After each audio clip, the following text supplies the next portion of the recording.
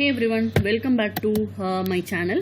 After a long time, we are going to see something in SSIS. Okay, so today it is with respect to migrating SSIS packages from 2008 to 2016.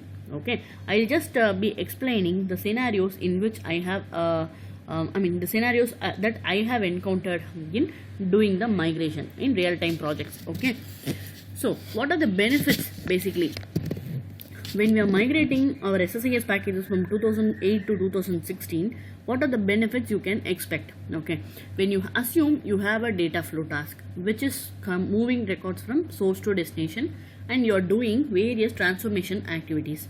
In between the transformations, something fails at some point, and what you will be doing is you will be redirecting it to a flat file destination or OLEDB destination, something like that. Okay, while before moving the error records to some destination, you want to identify which records actually caused the issue and which particular column in each record.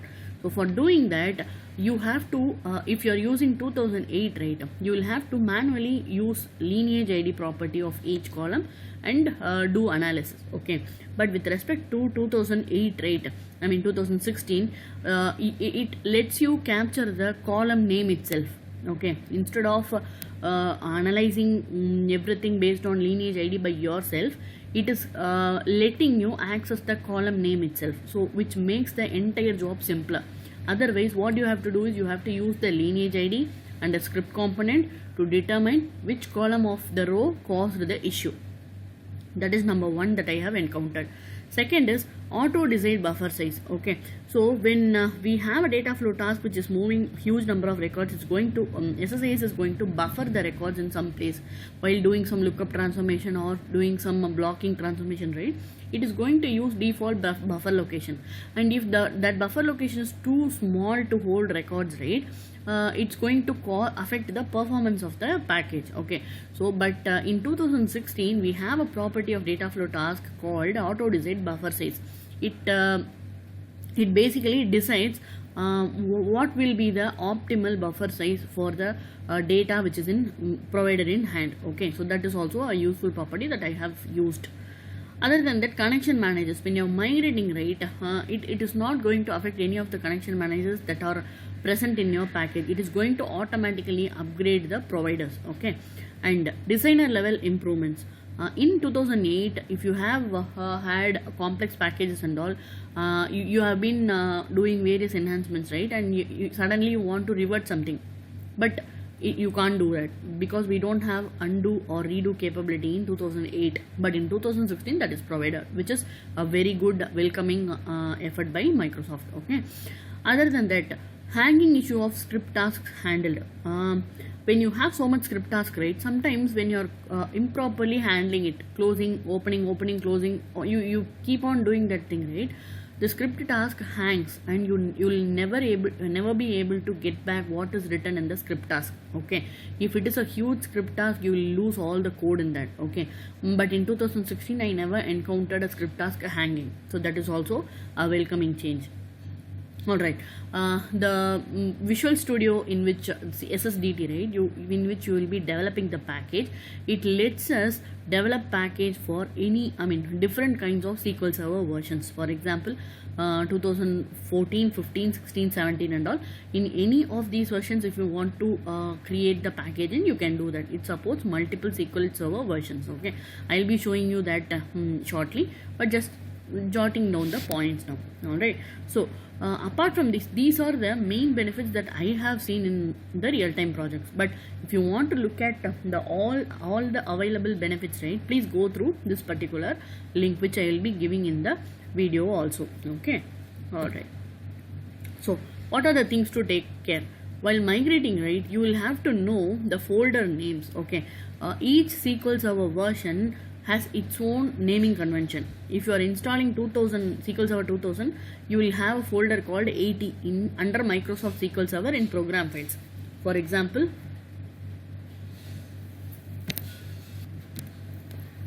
if you see here, right, inside C drive, program files and Microsoft SQL Server, I am having various folders created, 80, 90. So just understand what each number relates to. Okay, this particular slide lets you know that if it's 80, it's something for SQL Server 2000, and if it's 130, it's for SQL Server 2016.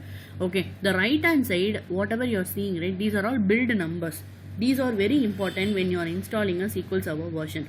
After installing, you can just check the versions of the build. Okay, so for example, for SQL Server 2016 and SP2, these many build numbers are available. Okay, after you installed SQL Server, you have to go to the server and you have to see here 11.0.2100. Okay, so my 2100 means if it's if anything starts with 11.0.00, it is nothing but 2012. So I have SQL Server 2012 in hand. Okay, so once you have installed SQL Server, right, just go and check this build number and make sure it is make sure you have noted it down, because in case some issue happens after you deploy the packages, this build number will be important, because for some builds there will be some updates provided, and for some other builds it will not be provided, and there will also be SP1 version, SP2 version differences and all. Okay, so there will be some updates provided in the SP2 version of SQL Server, and it will not be there in SP1, which is present here. Okay, so this is also very important point to note after you install the SQL Server. So just make a note of it, and then we'll go for the tips. Okay, before you install what and all, before you're going to install a new version of SQL Server in any of your regions or in your projects servers, right, you just first what you have to do is you delete all the unwanted versions. Okay, that is going to create more confusions. Okay, because some of the installations directly access the environment variable value, so it is always better to clean up the server before installing anything newly. Okay, that is the first point, delete unwanted instances. Second is install the appropriate SQL Server version. As I just mentioned, right, SQL Server has lots of build numbers and lots of SP1, SP2 confusions. So just make sure what you want, and make sure you're installing the appropriate software. Okay, it shouldn't make you waste time in debugging the issue after installation. Okay, also it is very important what type of SQL Server you're going to install. It's developer or enterprise or standard edition, so like that you have to take care. Okay, after installation, before installation you just make sure all first 2 points. After installation, check the database, check if you are able to connect to database engine, check if you are able to connect to analysis services, and check if you are able to go to reporting services configuration manager. So the first thing is for SQL Server DB, second thing is for analysis services SSAS DB, third thing, in first thing you also can deploy SSAS packages. Okay, so we can tell like first is for SSIS, second is for SSAS, third is for SSRS. Okay, after installation you also go to the folder which I mentioned, like 18, 100, 130 and all. So just go inside that and make sure you have dtexec.exe file. So that is what is going to trigger your SSIS packages if you are using a batch file. Okay, so in the real-time project, what mostly we will be doing is we'll be using a batch file which will be calling a SSIS package. So batch file needs dtexec location for calling the SSIS packages and executing it. Okay, so just make sure of the location of dtexec also.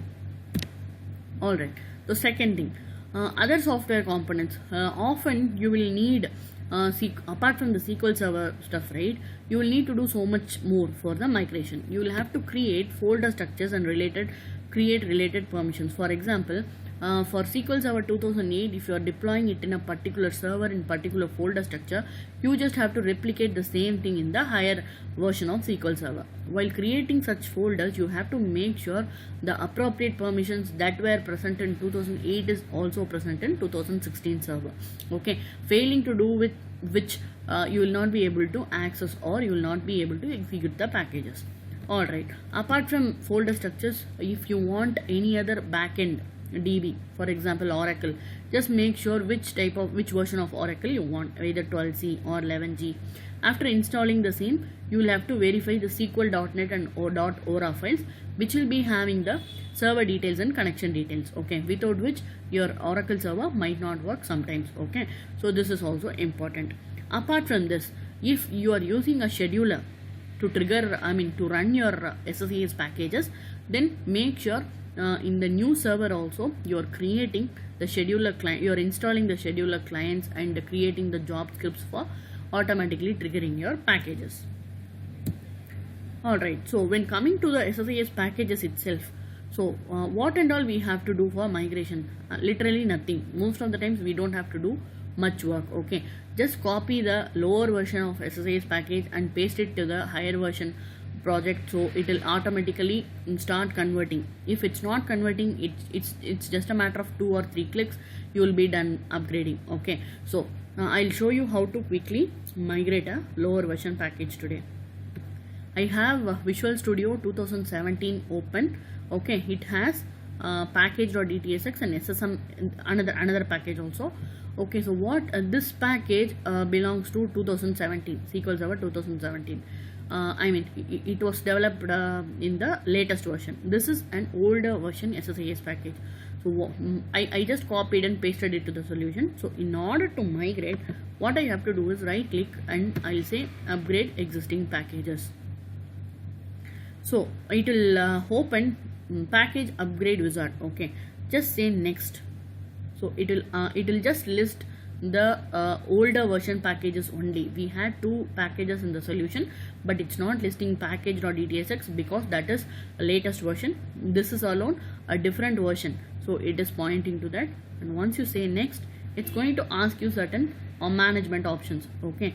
So whether you want to upgrade the connection strings to use new provider names, if you uncheck it, right, you will have to manually do the migration, so better keep it checked. So validate the upgraded packages, create a new package ID, continue upgrade process even when a package upgrade fails, ignore configurations and back up original packages. So while migrating, if there are some issues, you might run into a problem.